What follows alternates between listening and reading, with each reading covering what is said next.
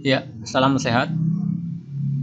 Bandarmologi SOSS ke-1 IPO 6 November 2018 data sampai dengan 17 Oktober 2025. Kita ke company profile. Jadi shareholders ya, PT Alsokbas 79%, PT Puragraha Dian Pertiwi 12,51%, Alsok Company Ltd 4,5%, masyarakat non-warkat 3,16%. Nah, di sini ada komisaris utama ya, Motohisa Suzuki, komisaris Maya Osaki. Jadi ini kayaknya terkait dengan perusahaan Jepang ya. Terus usahanya provider of security service, cleaning service, human resource, and parking management service. Di mana IPO 6 November 2018 dengan nama perusahaan yaitu Shield on Service Tbk, dengan kode underwriter yaitu DH Sinarmas Sekuritas, dengan price IPO di 276. Pada saat berdiri perusahaan ini, saham publiknya 23%, lebih dikit, sedangkan founder share-nya 76,9%.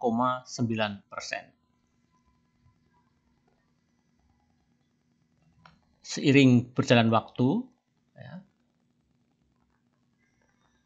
saham publik berkurang 7,7%, sedangkan founder share 92,3%.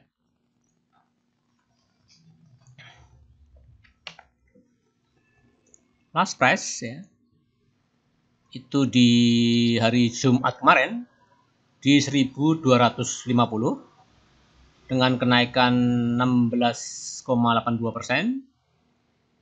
Jadi setelah IPO di harga 276 itu telah mengalami kenaikan 352%. Sedangkan average price selama rank 200 hari itu 547 average, sedangkan low price di 270, terus high price di 1300.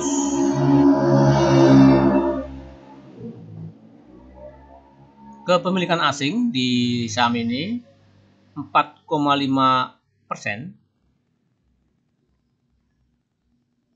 Kita ke seller dan buyer.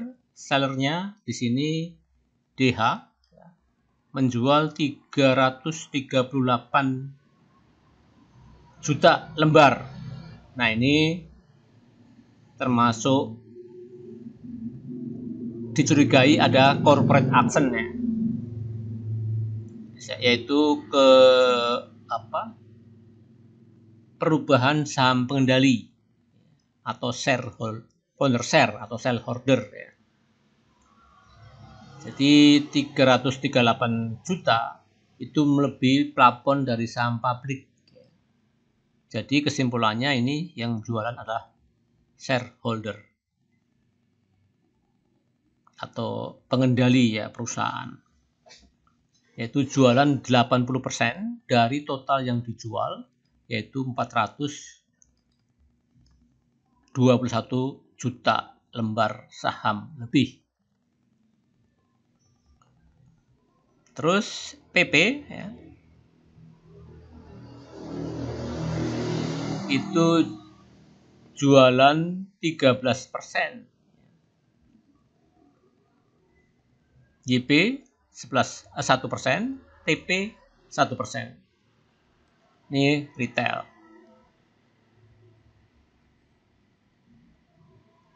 Jadi DH ini jualan 5 kali lipat lebih dari saham publik. Ya. Jadi inilah yang menimbulkan kecurigaan ya, karena kita kan nggak ngandalin news ya. Maka dari angka ini curiga pasti ada CA dengan penjualan yang melebihi daripada saham publik 5 kali lipat lebih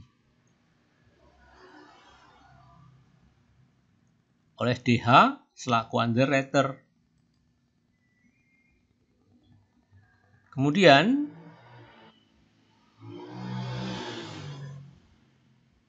yang buy ini RB. Nah, ini curiga juga ya. Belinya lebih dari harga, lebih dari jumlah lembar saham. Ya, udah. Corporate action ya. Dimana belinya 5,6 kali ya. Kalau dari persentase keseluruhan sih yang jual beli ini, yang ini 421 juta lembar itu 82%. Tetapi kalau dibandingkan free float itu 561%. Jadi setara dengan 5,6 kali dari free float.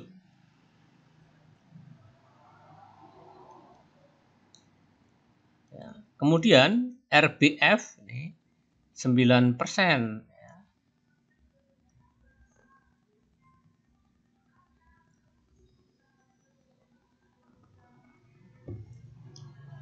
Kemudian SA 5%, DHF 3%. Terus ini retail. Jadi asing di sini buy 12% dari total keseluruhan yang 400 juta lembar lebih. Lokalnya 88%. Karena ada corporate action, jadi ada semacam adjustment ya. Adjustment itu sifatnya subjektif ya. Seadanya data kita ya. Dan otak-atik gatuk, tapi dalam arti angka, jadi tidak bisa sembarangan.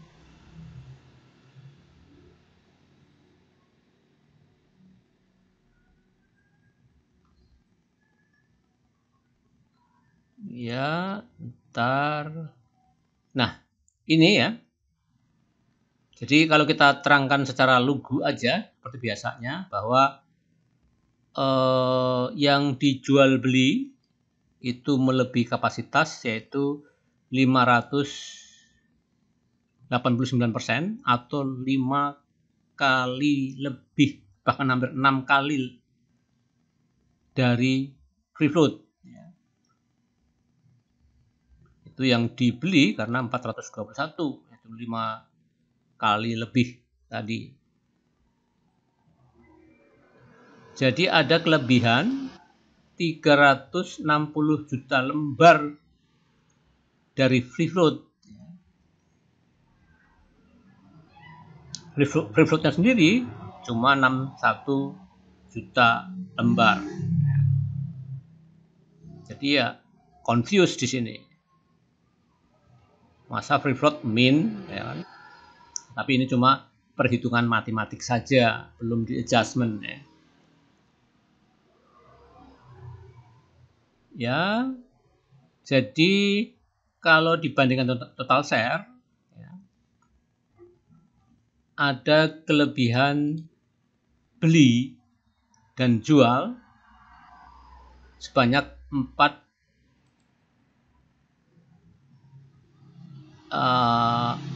minus 45% ya. Ini dibandingkan dengan total share ya, yang 799 juta lembar. Jadi ada kelebihan yang dijual dan dibeli, nah itu diambil dari founder share. Jadi founder share-nya otomatis berkurang 92 dikurangi 45. Nah itu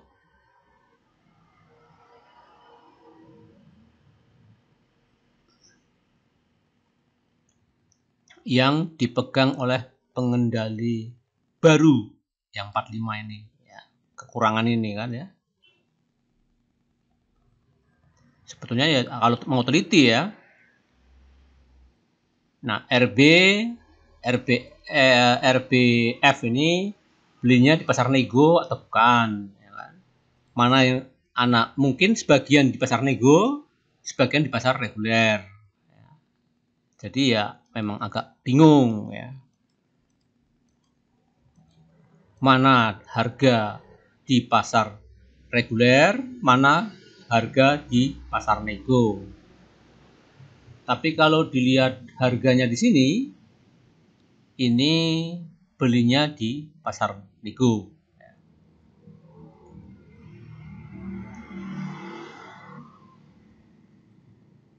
Ya, founder share-nya ya. Ini saya sebut dengan founder share lama ya. Ini founder share baru. Yang ini ya. Nah, maka RB seolah-olah beli 43% dari total keseluruhan saham. RBF beli dengan 4,5. Maaf ya, banyak suara berisik. Malam minggu weekend daripada orang pada ya lalu lalang di jalanan. RBF itu 4,5% dengan harga sama ini. Jadi ini belinya bareng ya.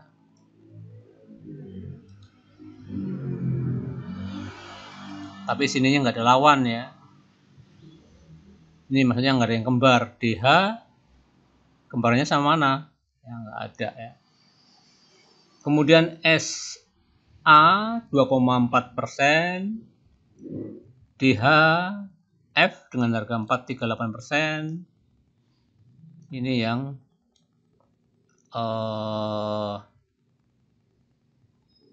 anggaplah retail ya. Di harga 945, ini harga di reguler ini sepertinya. Kalau harganya 945, CPL 717. Ini harga IPO karena dia unrated. Nah, dari buy dan sell tadi ya, kita adjustment, kita ambil kebijakan ya, yang subjektif tentu saja karena namanya kebijakan ya, bahwa saham publiknya ya, yang telah dijual belikan itu 7,7%. Maka terbentuklah ini ya, karena founder share-nya 92,3%. Tapi ingat, founder share ini ada founder share baru ya, bukan plus founder share lama ya. Yang lama juga masih ngelola, sama masih mempunyai saham itu, tapi cuma berbagi saja. Di sini buy dan sell-nya itu 8% ya. Sedangkan founder share-nya 92%. Nah, ini anggaplah yang baru posisinya ya. Asumsi saya 45,1% adalah founder share baru, yaitu RB dan RBF, founder new di sini, founder new. Kemudian founder share lama itu menguasai 47,2%. Free float 7,7%. Maka terbuatlah grafik ini ya, bahwa yang merah itu founder share lama.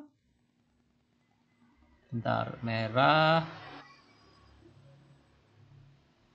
47 ya, founder share lama 47%, founder share yang baru itu 45%. Jadi pengendali yang lama masih ya hampir sama, tapi lebih 2% dari founder share yang baru. Terus yang ini 8% itu adalah free float ya, yang telah ada di pasar. Nah, free float ini ya, katakanlah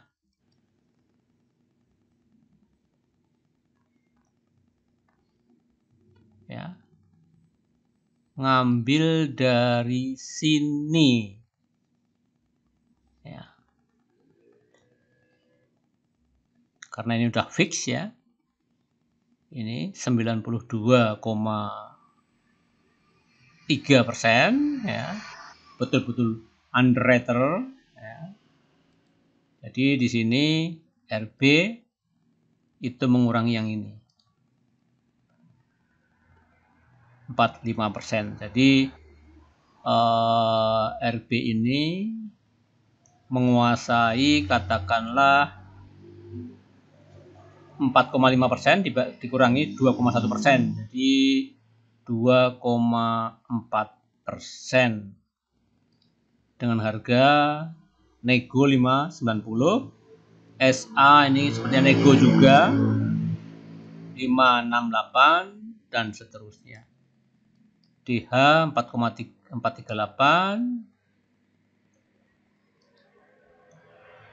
Nah, ini retail. Nah, itu ya. Jadi saatnya secara general ini susah dideteksi ini akumulasi apa distribusi ya, karena hampir impas ya. Kalau dilihat dari orange itu sih distribusi akumulasi ya, karena orange yang di sini cuma 0,2%, orange yang di sini katakanlah min 4%. Jadi orange yang dibeli itu lebih kecil daripada orange di sebelah jual.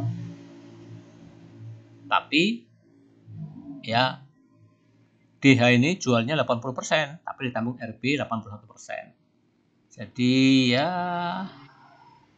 agak ya agum tapi lemah ya. Nah, ini kita abaikan karena ada ya tadi perubahan shareholder, ini juga ada perubahan shareholder, kita abaikan karena udah diganti dengan yang ini dan yang ini. Ya, itu ya. Nah, coba kita menuju ke rank yang lebih sempit, atau mungkin kita coba karena distribusi bingung ya, maksudnya tidak kuat distribusinya terlihat karena dominasinya shareholder jualan ya, atau semacam akuisisi perubahan pengendali perusahaan ya.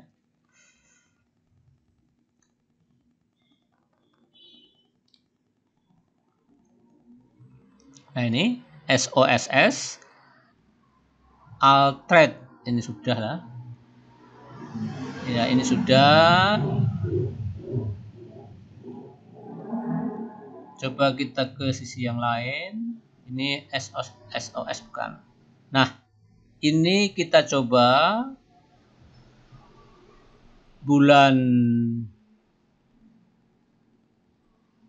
8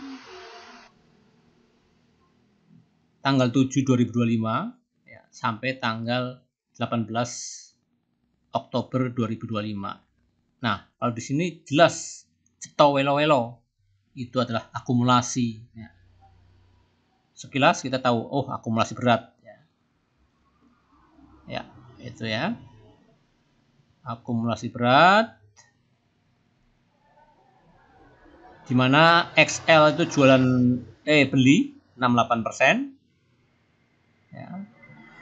Terus warna oranye jauh banget, ini 3% di posisi beli, dan di posisi jual warna oranye 29%.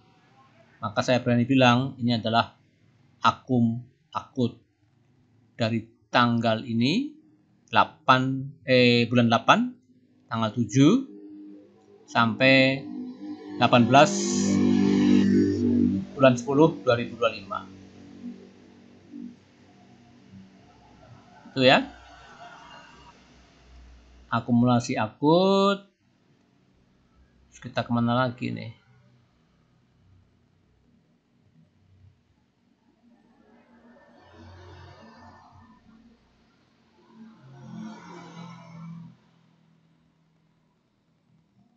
Ini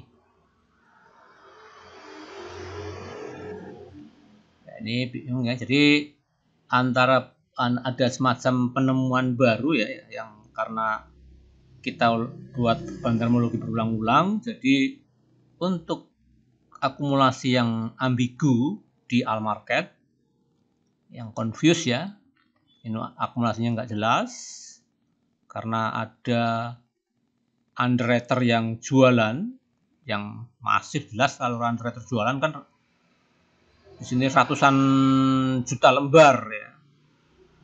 Jadi chartnya timpang ya. Dominasi underwriter kelihatan betul, yaitu RB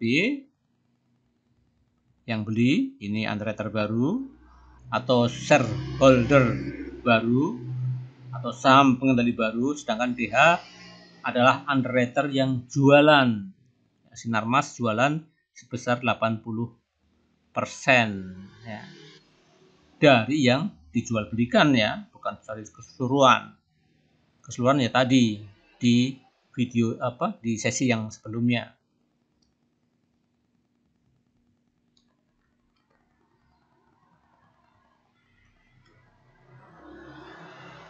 Ya, itu ya. Nah, itu coba kita ke yang lain. Ini tadi SOS dari tanggal tertentu. Coba kita mudah-mudahan ketemu SOS. Nah, ini SOS ya. Nah, ini SOS sepanjang hidup, tapi hanya di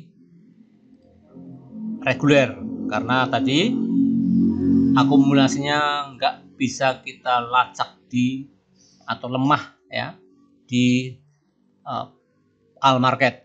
Nah, kita ke market yang lain, yaitu market reguler, di mana jelas-jelas ini akum ya. Ini untuk meyakinkan kalau pasar all market tidak menjawab atau lemah akum distribusinya, kita ke pasar regional untuk meyakinkan, dan memang sebetulnya harga itu terbentuk di pasar regional ya, pasar regional, pasar reguler. Nah, ini jelas, ini akum, pantesan harga naik. Ya, tadi akum biasa yang posisi beli itu kuehnya gede-gede, asal jangan yang orange. Orange ini mewakili retail. Semakin kecil retail, semakin bagus. Di sini retail 44%, di sini 11%, jauh. Jadi ini bisa dikatakan ini akumulasi ya.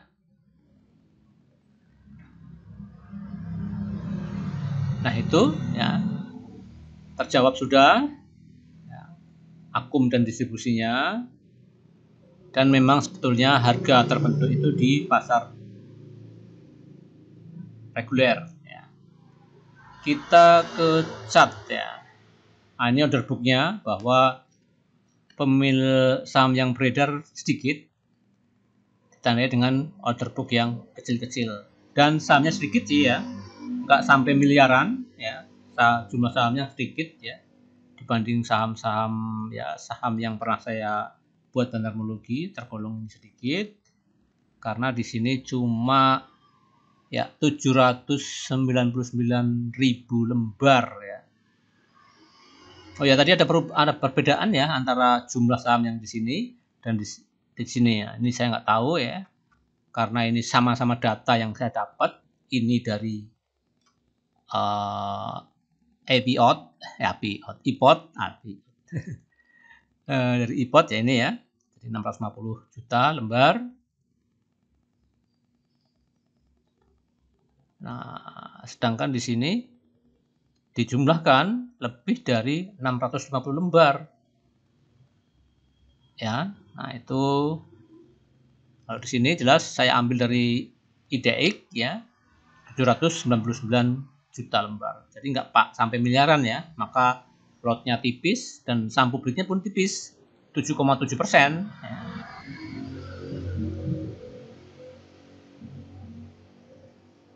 Ya, itu maka ya ini tipis bid overnya, nggak nyampe 3 digit, nggak nyampe 4 digit ya transaksinya per lot ini.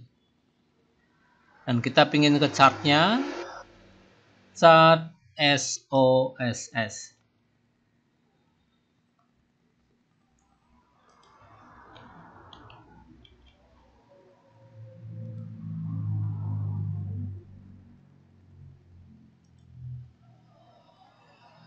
Nah, ini chart seumur hidup ya. Jadi di awal IPO naik tinggi. Nah, terus ini naik, apakah ini di sini rumor, akuisisi atau merger ya. Nah, di sini mungkin ada ya mendekati deal-deal merger ya, atau perubahan saham pengendali. Ya, kita lihat di awal SOS lahir. Kita pingin dia bernostalgia, dimana arah 1, 2, 3, 4, 5, 6, 7, 8 sebelum koreksi ya. 8 arah kali arah coba. Nah itu ya, itu awal. Kita kembali ke ya akhir, kita ambil dari semenjak ada volume ini dari 7 Agustus 2025 sampai sekarang itu seperti apa. Ini strong uptrend ya, kita lihat tadi. Oh ini, nah ini, oh ini sejak lahir ya, sejak lahir Agung ya. Kita ambil yang rank lebih sempit, yaitu tanggal 7 Agustus ya. Coba kita cek tanggal 7 Agustus. Ya, ini ya, 7 Agustus. Nah, semenjak dia reversal terus uptrend ya. Ini akumulasi ya. Harga naik ya, kalau lihat dari sini enak ya. Jadi dari pasar reguler. Saya kira cukup ya. Cukup, ini adalah chart SOSS sampai tanggal terkini yaitu 18 Agustus 2025. Kita kembali ke judul Bandarmologi SOSS ke-1. Salam sehat.